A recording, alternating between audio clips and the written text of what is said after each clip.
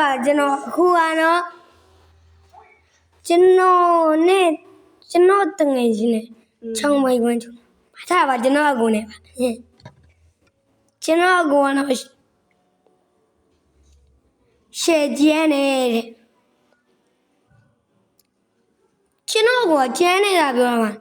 ပေမဲ့ကျွန်တော်တော့ချနိုင်တယ်ဆိုရင်ဘာလို့ချနိုင်လဲဆိုရင်သူကတာဝါတဲ့ကိုပြေးလိုက်ပြန်ချလိုက်တာဝါတဲ့ကိုပြေးလိုက်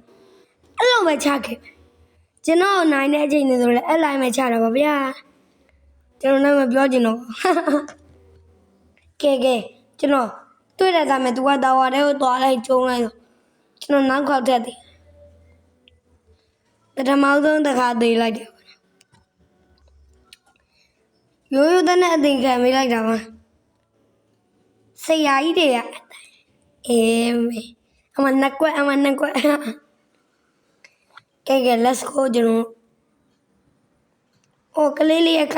ကလေးလေးပဲပြေးဦးမှာကလေးလေး